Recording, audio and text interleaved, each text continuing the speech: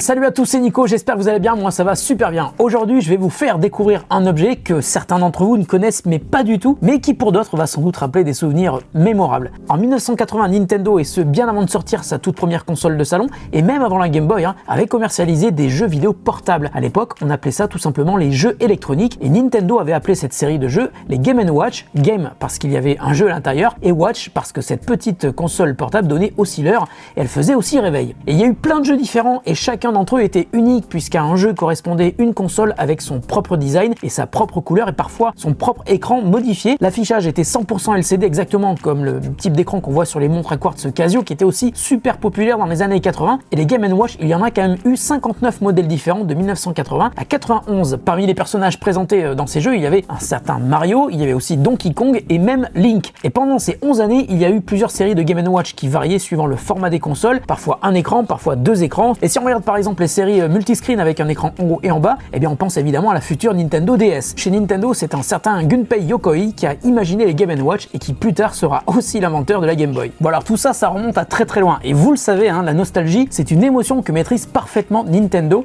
Donc après la NES Mini, après la Super NES Mini et à l'occasion du 35e anniversaire de Super Mario Bros, Nintendo vient donc de sortir la Game & Watch avec écran couleur et c'est celle-là qu'on va découvrir ensemble. Voici la Game & Watch Super Mario Bros. Et avec la Game & Watch, il y a un petit papier qui est intégré. La Game & Watch revient pour le plus grand plaisir des fans et des enfants des années 80. Voilà, c'est moi.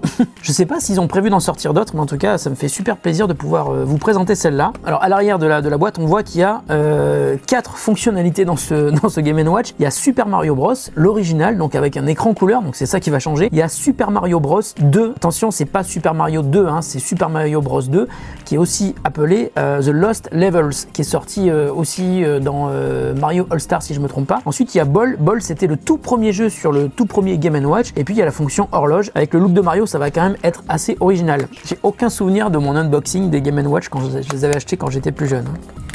Bon, en même temps, j'étais très jeune. Ah, mais attendez, regardez, la boîte en plastique, c'est aussi un truc décoré. Regardez ça. Le truc est super beau. Je vais garder ça, je vais le mettre dans mon décor. Bon, voilà. USB type C. Et je vais garder la boîte que je mettrai aussi dans mon décor. Attention, découverte.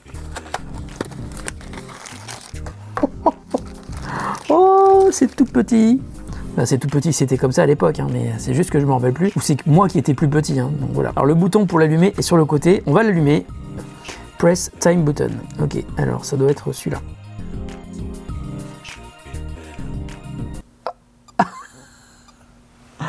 Oh non. C'est incroyable. Faut avoir de bons yeux quand même. On peut changer le décor en appuyant sur time.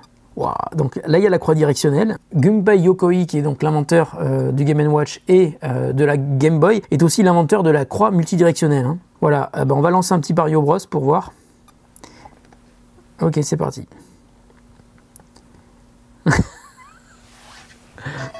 C'est un truc de fou.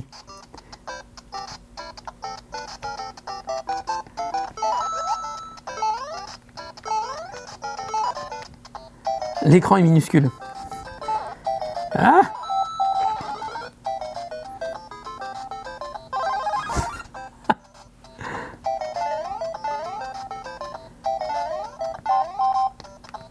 Ah merde, c'était pas là. Ça fait quand même tellement longtemps que j'ai pas joué à ce jeu. Je vais me faire Je vais me faire avoir. Non. Voilà.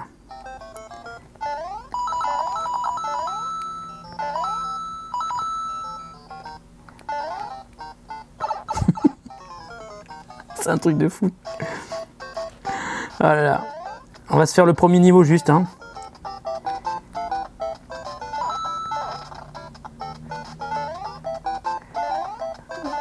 J'ai besoin d'entraînement, ça fait très longtemps que j'ai pas joué à ça.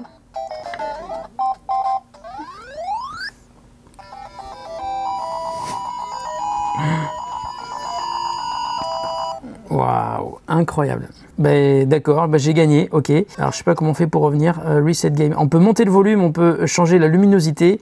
J'augmente la luminosité, je la baisse, le volume pareil. Voilà, ok, reset game, ok. Je fais un reset. Alors je sais pas comment on fait pour revenir. Ah là, c'est game, Donc Mario 2, donc effectivement c'est Lost Levels, c'est pas Super Mario 2, hein. Donc Super Mario Bros 2, en fait c'est Lost Level plus exactement. C'est une version qui est sortie bien après les versions originales et qui était disponible sur Super Mario All Star, sur Nintendo NES et sur Super NES. Je crois que c'était sur les deux, hein. C'était une compilation. Ok, alors on va juste jeter un œil à Ball, donc Ball qui était le tout premier Game & Watch. Alors j'avoue, j'y ai jamais joué, hein.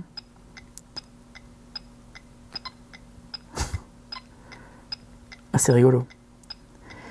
Et pour la petite histoire, en fait, le Game & Watch a été inventé par donc Gunpei Yokoi, qui était ingénieur chez Nintendo et qui, un jour dans le train, a vu son voisin qui était en train de jouer avec sa calculatrice et qui s'est dit que ça serait une super idée d'inventer un jeu pour les adultes, hein, pour qu'ils puissent jouer, par exemple, dans les transports en commun de manière assez discrète. Voilà, c'est comme ça qu'est né le Game & Watch. Donc là, on a l'heure.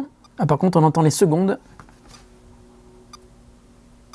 Et si je rappuie une fois dessus, il se met en veille. Bah écoutez, voilà ma découverte avec Game & Watch Super Mario Bros. On va le rallumer pour que ça soit joli. Voilà, il n'est pas à l'heure, il faut que je le mette à l'heure. Mais en tout cas, si vous avez connu ou si vous n'avez pas connu cette époque-là des Game & Watch, c'est peut-être un beau cadeau à faire pour Noël, hein. Si ça vous intéresse, je vous mets un lien dans la description de la vidéo. Merci Nintendo de m'avoir envoyé le Game & Watch et j'espère qu'ils vont peut-être avoir la bonne idée de sortir des versions multiscreen avec plusieurs jeux dessus. Ça serait une sacrée bonne idée, je trouve. Voilà, j'espère que cette vidéo vous a plu, hein. Elle était rapide à faire, mais parce que c'était simple à vous présenter. À l'époque, hein, les jeux c'était simple, hein. Old School Gamer, c'est pas pour rien que c'est marqué ici. Donc voilà, si ça vous intéresse, je vous mets un lien dans la description de la vidéo. J'espère que ça vous a plu et j'espère que ça va vous donner envie de jouer à des vieux jeux, parce qu'il n'y a pas que la PS5, il n'y a pas que la Xbox Series X, il y a aussi des anciens jeux qui sont toujours accessibles, soit en émulation, soit sur des produits comme ça. Je trouve ça assez cool. Allez, salut et à très bientôt sur The Grand Test.